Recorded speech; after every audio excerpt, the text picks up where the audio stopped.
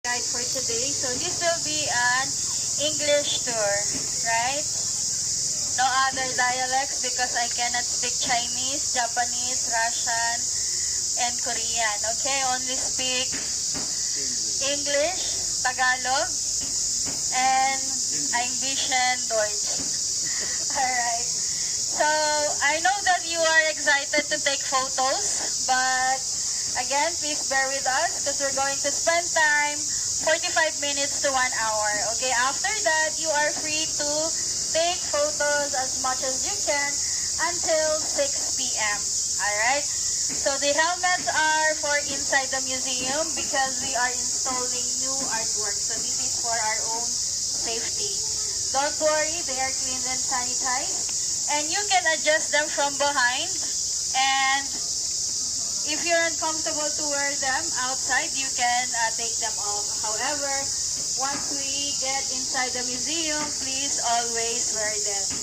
You may take them off momentarily when you're taking photos after, but please put them back on, okay? And later, if you want to try authentic Thai cuisine, Rincoba Restaurant.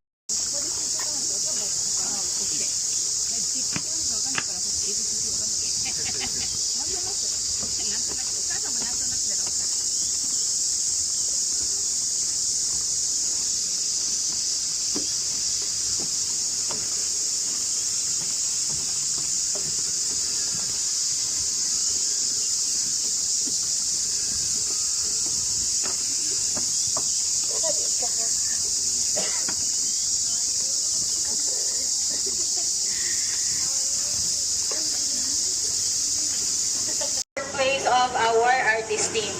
Before they bring the wood here, they shape and cut the woods beside this. So there's a small area right there that they shape and cut the woods. After they bring it over here, they soak the woods with chemical treatment to prevent termites and fungi. And as you can see, they're doing some artworks right here. Sometimes it may take 1 month to 3 months, depending on the size and the details that's needed for one artwork alone. Inside the woods to make the wood carving easier. And then our founder, Mr. Lek Diriapat, already had the design of the museum as a blueprint. So all that's left to do is replicate the blueprint into these carving. So he has 3 masterpieces, everyone. So the first one is the Ancient City Museum, which was built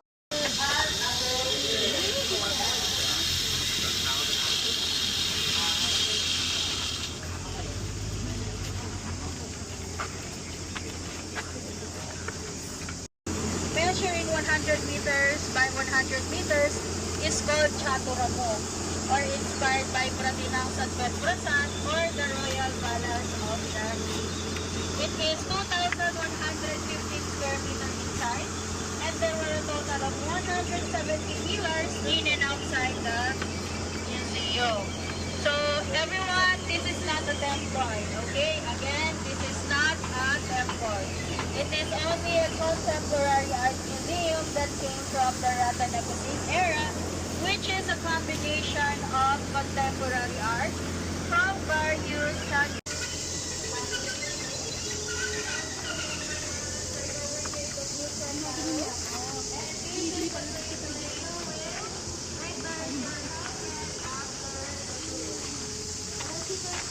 The entrance is 130 meters from here because our founder believes in Feng Shui, that the entrance should face the ocean and the exit should face the forest. Alright, let's move on.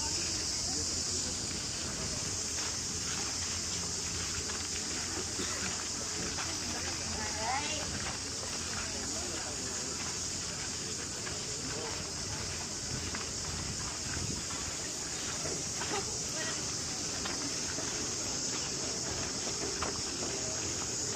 Alright.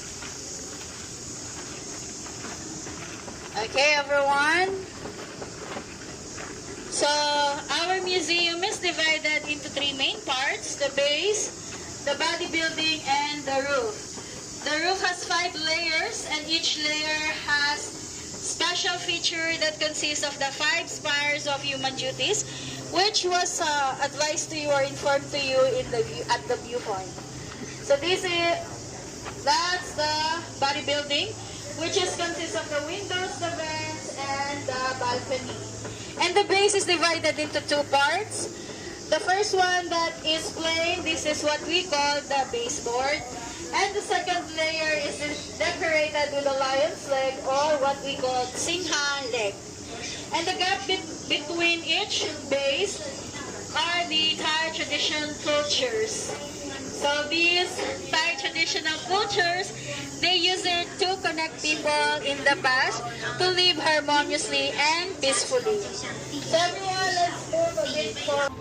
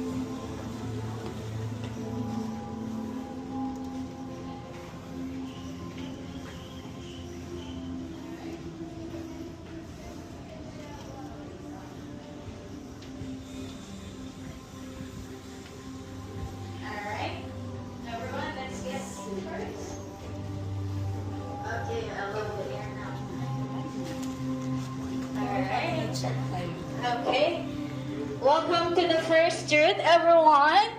So in here, we'll be able to answer the philosophy questions of who we are, where we came from. So as you can see, this hall was built to show the concept of human equality, that no matter how rich we are, where we came from, and what religion we believe in, we are all the same. We are all compounded with 4 classical elements: earth, water, wind, and fire. So the earth right here is represented by the soil, land, and various habitat of animals in the forest. That symbolizes our flesh, skin, and bones in our bodies. Over here is the water, which is represented by the waves and aquatic animals, which symbolizes our bodily fluids such as blood, sweat, and tears. Right over there is the wind, which is represented by the movement of the plants, and the swaying cloud, which symbolizes the air that we breathe in. And lastly, the fire over there, which is represented by the fire dragon breathing Kirin, which symbolizes our body's temperature, metabolism, and emotion. So everyone, if we understand the first truth, we'll realize that everyone deserves the same treatment and respect, as we are all the same. We are all human beings. Alright, let's move to the second room.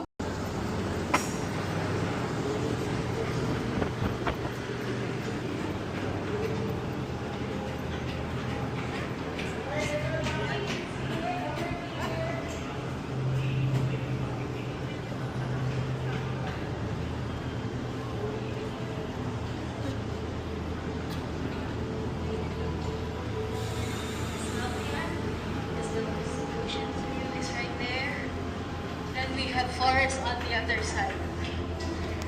You can take yours in the room spot. My most favorite spot. Alright, so everyone, on the second truth, in here we'll able to answer the philosophy questions of how do we survive. And our life cycle depends on the nature. So in here, this all emphasizes how essential the nature is in our life. So from when we were born until we die, without the nature, we cannot survive. So the difference between growing up wealthy and without money will not be an issue to discriminate at all if we all recognize that we have grown the same way, that we have grown up with the nature.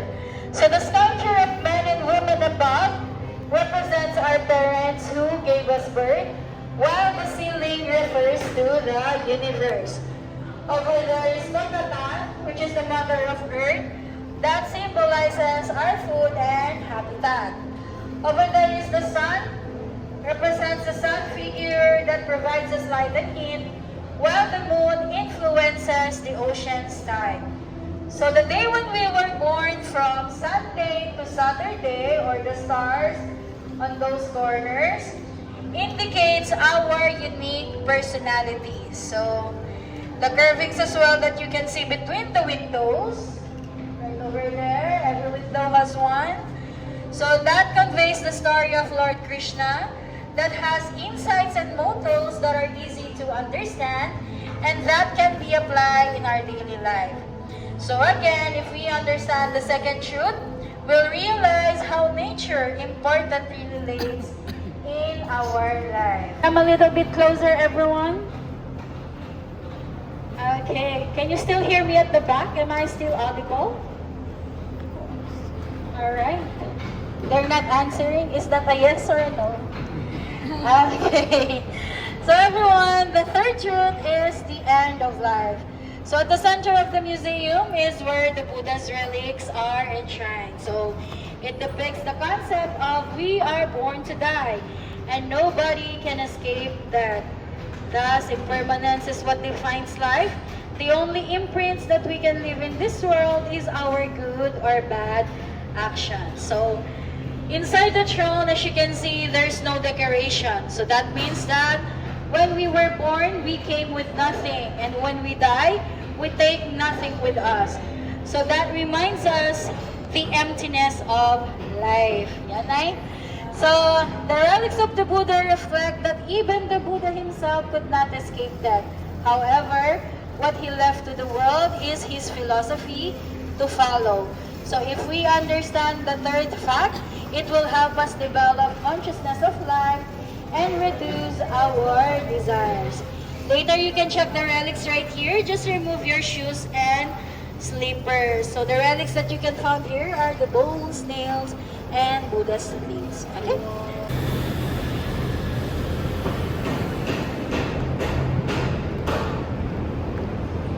You may take your seat.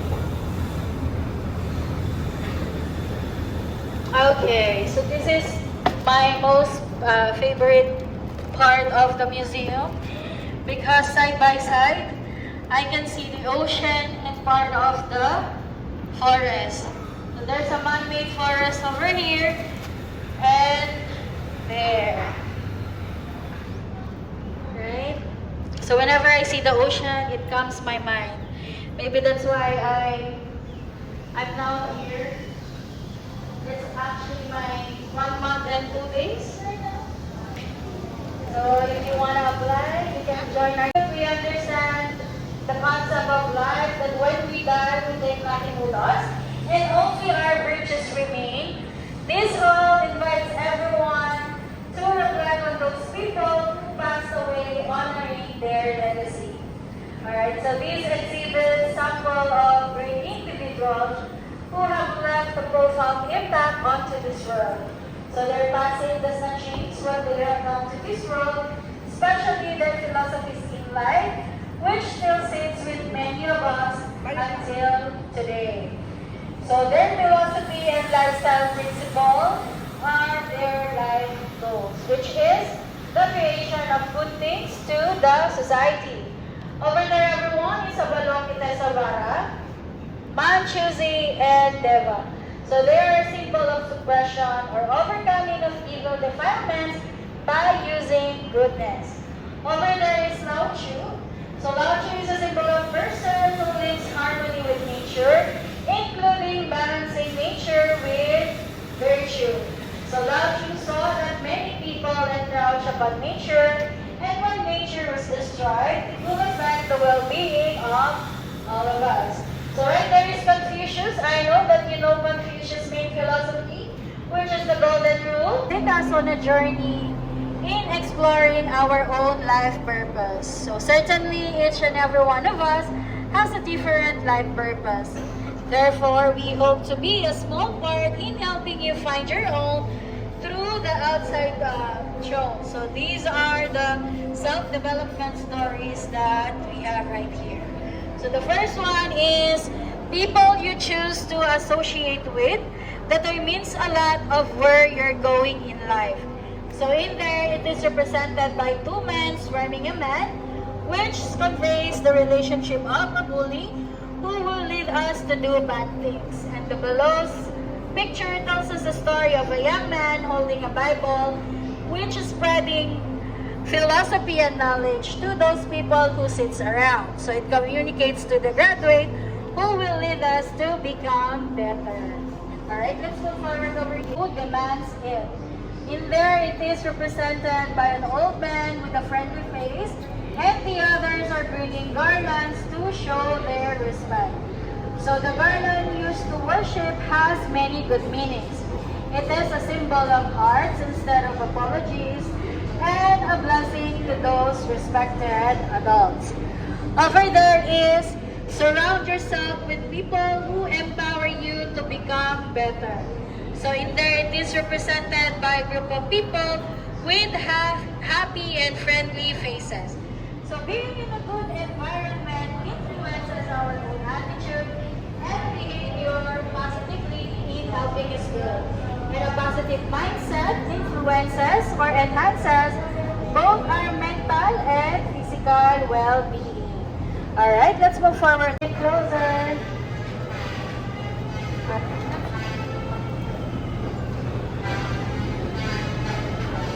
Hello. Alright, can you bring it a bit closer? Okay, so this is self-sufficiency is the greatest of all wealth. So in here, it is represented by the farmers growing their own food, managing their income and expenses, being not greedy, and they are satisfied with what they have, so that brings them happiness. So if all of us live with sufficiency, we do not hurt others or the nature, and it brings us harmonious and peaceful life.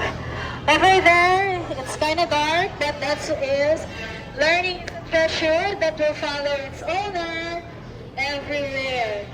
So in here, it is represented by a young man holding and reading a textbook instead, which is a symbol of curiosity. Alright, let's move forward here. You can adjust your helmets at the back so it's not gonna fall.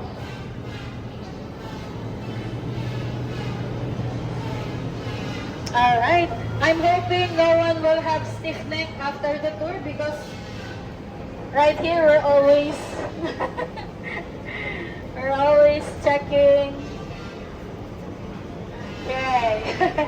Alright, the next one is knowledge that does not generate an achievement is a pale and bloodless thing, unworthy of mankind.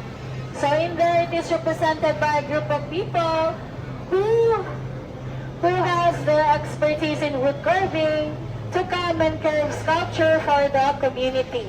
And the below picture shows the others who are good in cleaning, helping clean the society. Let's move over here is be careful with your words. Once they're said, they can only be forgiven, not forgotten. So in there, it is represented by a woman who is speaking and the others are listening intently. So it conveys the story how the woman speaks beautifully. So everyone, words can make or break a person, right? Even if you mean no harm or you mean only goodness, but the person who receives the message is kind of sensitive, she might thought it or get it the wrong way. So we should always be mindful of our words. And the next one, everyone, is doing the right thing. Take care of our elderly parents, even if they did not take care of us. So it is represented by a woman giving food to her father, and the young man carrying his mother who cannot walk anymore. It is a sad reality, but it's happening around us, right? That many people neglect their children, and then the children neglecting their parents because they said they were once neglected. But then again, let's just be kind and be respectful of each other. So, I hope that's the one thing that we need to imprint in our mind. Alright? So let's move forward over here, everyone.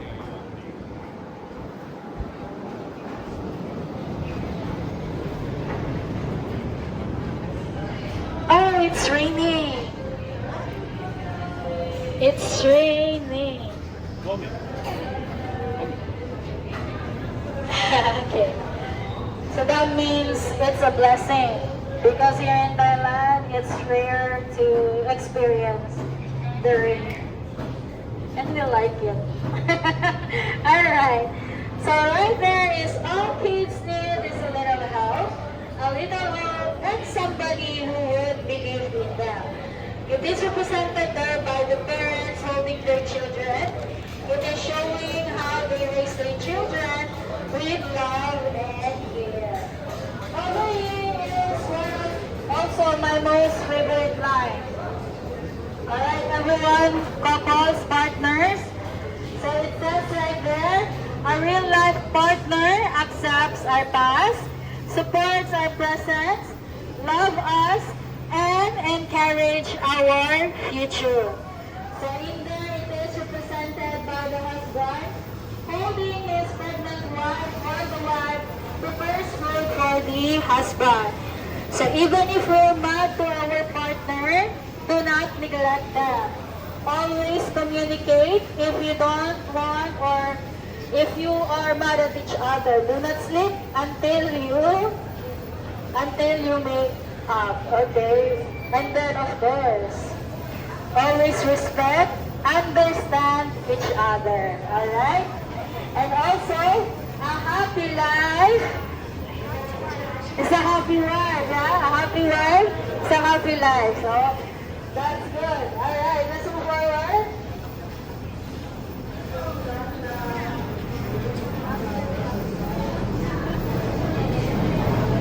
Alright, everyone over here. Something that you really want. It is difficult to wait, but worse to regret. So in there, he is represented by how diligently the young man carrying the same basket with determination, and the other one intently making pottery.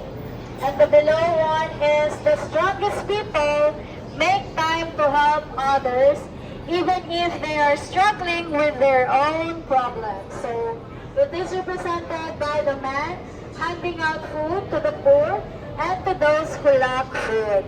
Okay, over here everyone. We're almost done with the examples, so bear with me.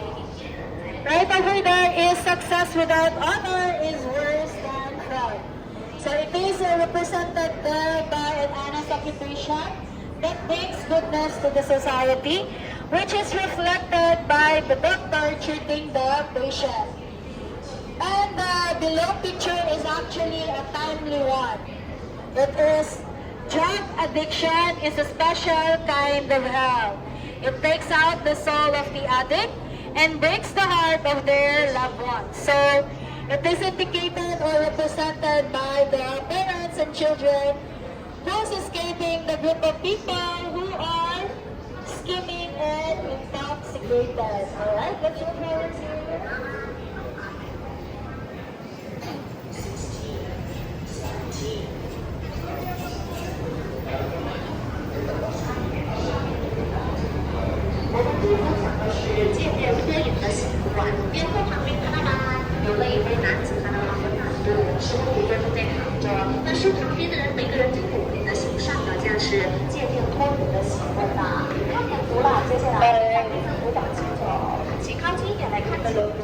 Okay.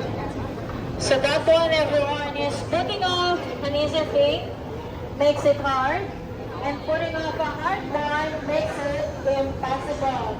So this is actually the ones that we can see with our teenagers nowadays. So It is represented here by the young man sleeping idly, not doing his duty, which is symbolizing procrastination behavior, and the others doing their task diligently is a symbol of self-disciplined behavior. Am I right? When you ask young kids nowadays, they will say later, later, later, and then they will forget about it. And then you're at the end, you're still the one who's gonna do what you ask them to do, right? Okay, so are we everyone? It's raining. It's raining. Alright, so this line is the most impactful one for me, everyone. So it stated that treat everyone with politeness, even if they were rude to you. Not because they are kind, but you are. There it is represented by the people showing their respect to the elderly, while the elder patted their hands as a show or as a symbol of humility. And then the last one is giving back to the world at least what you have received. So in there it is represented by a young man handing out some of his money to the elder because he have received help from the elder in the past. Alright, are you still okay? Okay, let's move now to the 6th June. We're almost done, everyone. And then you can take my photos after this.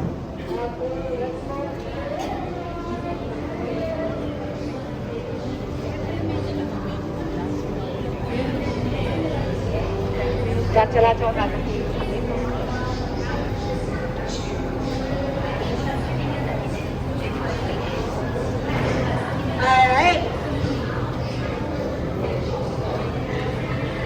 Alright, everyone. Come. Are you afraid of me? Then you can get a little closer. Okay. So now that we understand the concept in which who we want to be in the future, as you can see, everyone has a different life purpose. Right? No one can identify what's your life purpose and what's mine. So on the 6th June, it tells us that our society is like a two-sided coin. There's always a positive and negative aspect depending on our own behavior and those of others in the society. So the inner colors tells us how our life would be if we all follow the 5th June, and the outer columns is how our world would be if we all remain to be ignorant. So if we understand the 6th June, we will be more cautious of our own behavior. So the inner columns, so there are 8 columns right there. The inner side represents the good side of the society, and the outer columns represents the bad side of the society. So let's move to the first one, which is the society of selfishness. So in here it is represented by people who have ample of food, but do not share it to the starving ones. And the side of a group of people who's laughing at the side of the open, carrying a heavy load for. And then this is the society of kindness, help, and support. It is represented by the villagers harvesting rice, and then the other group of people who's pushing the cart out of the pit of the water, and a young man helping a fallen dog. And let's move forward over here.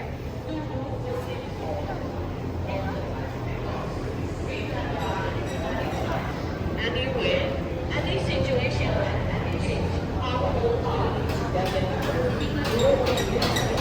let's just hear this. Okay.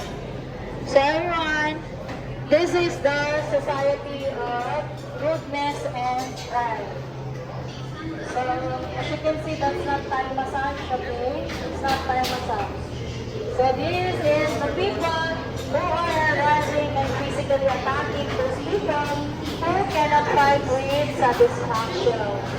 And over here, actually on there, so it is the Society of Politeness. So as you can see everyone, on the other side, I'm sorry.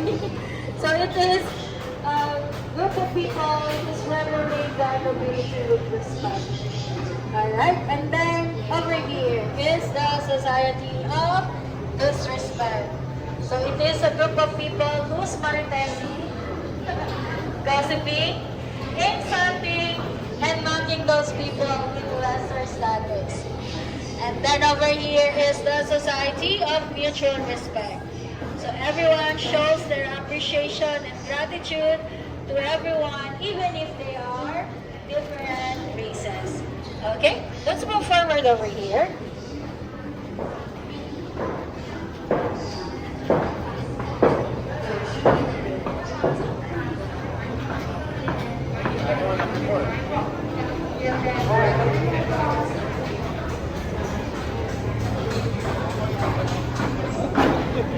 Okay, this is the next one, everyone.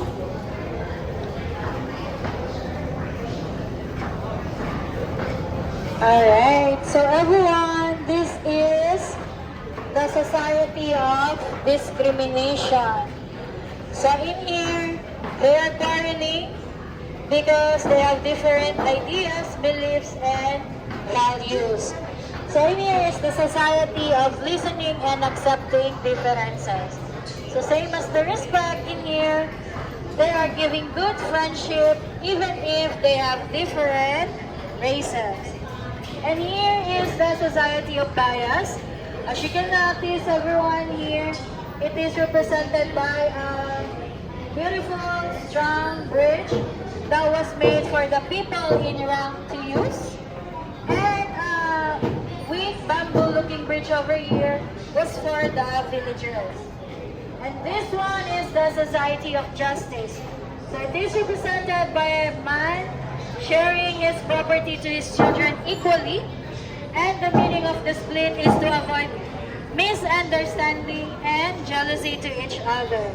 So in our own language, we call it pamana.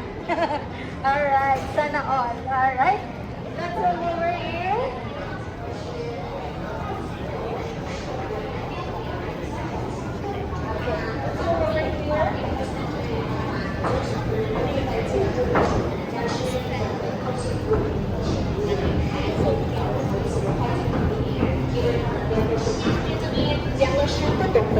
和尾链的收归吧。我们外面这边呢有了2艘船相中了，看到吗？但是没有到线，没有踢粉的，看到吗？是这期监护是你的好的啦，这样才是不懂的。So this is the Society without compensation. So in here, as you can see, it is represented by our life cycle. So it's like when we were born until adulthood, our parents took care of us. But when our parents grow old, sometimes we do not care. And what's worse is hitting parents. So it may not be us, but it is happening around the world, right? And then the next one is the Society of Reciprocity. So reciprocity is not only for our benefactors, but it is also for the nature. In there, it is represented by the people who's taking care of each other and the nature. They are feeding the cows, bathing the elephants, and planting trees. So right there is the Society of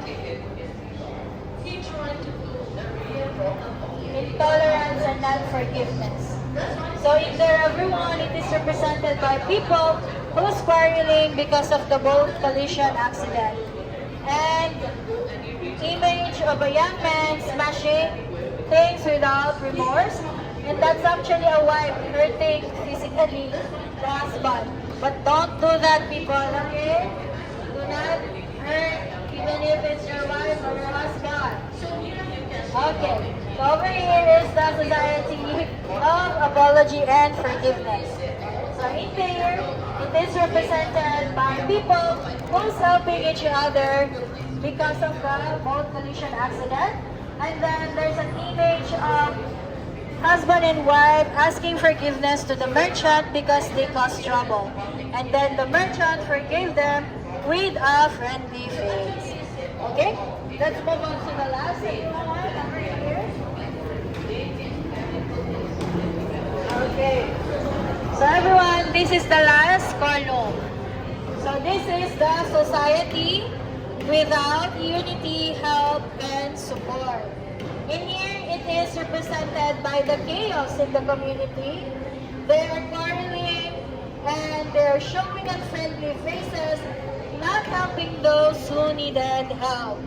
And this side of society is society of reconciliation. It is represented by the people who's carrying a large log and an image of people helping to build a wooden bridge and a young man helping a drowning man. So everyone, which society do you want to live in? The good side or the bad side? I heard middle. There's no middle, okay? There's no middle. It's only good or bad. Even if sometimes it's like vengeance is, I want vengeance, but it is not. Let the Almighty decide, alright? Just be kind, kill them with kindness, everyone, okay? So the final, maybe we can just finish it here, okay? Or we can gather here. Let's just finish because it's still raining. The seventh truth is actually near the exit. So there's like a family structure. Or maybe you can do it here.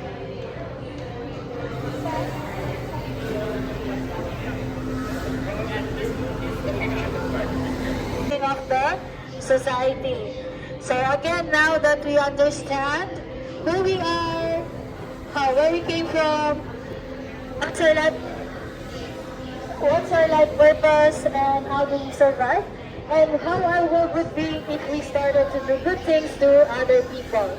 So in the final truth, it will. We can hear them. Sorry.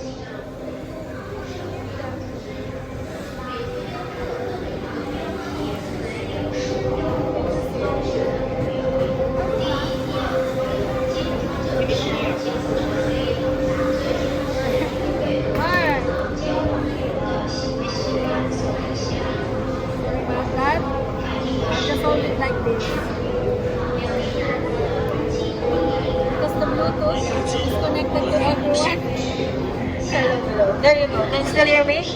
Okay. So it will take us back to the starting point, which is the most important part, the family institution. So again, everyone, the family is the first institution that nurtures our soul and us. Family is the crucible of values, characters through upbringing. So what type of person we grow up to depends entirely on our family.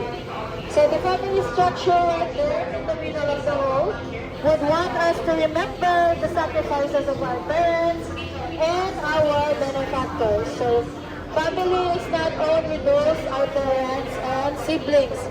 It is also to those people whom we care, love, respect like family. Right? That's why everyone, family ends in ILY. Because it means I love you. Right? So, the person you came today, even if they're not family, but they're your friends, but you treat them as family, right? So, can you say I love you to your family right now? Oh, you came alone? Okay, I love you. Okay. Because I'm alone here too. So again, my husband is so far away. Alright, so our family or the sacrifice of our parents are they give birth to us, they nurture us, they provide us education, they teach us how to be a good person, they protect us from the bad people, they support our job, they support our married life, and also they support our future stability. Right? So Even if sometimes we were neglected at some point of our lives, our family is still a family. Whatever happens, even the world turns you down, if you go to your family, they're still there, right? Even if you're mad at some point, once you hear the word, I love you and I'm sorry, that's gonna erase everything, right? But friendship, once friendship is done, there's no turning back. Because I already experienced that. I ended a friend.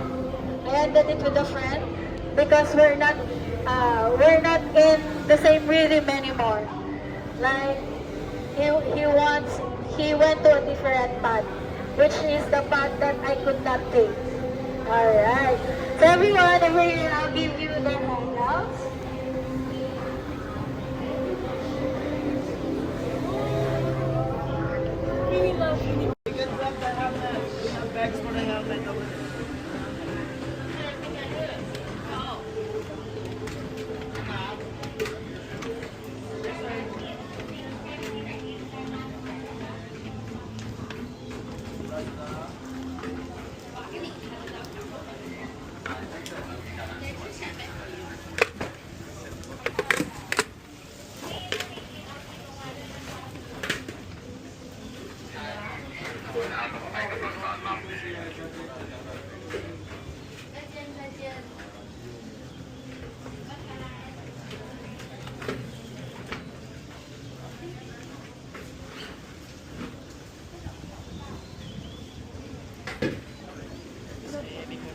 You can check umbrella. Umbrella.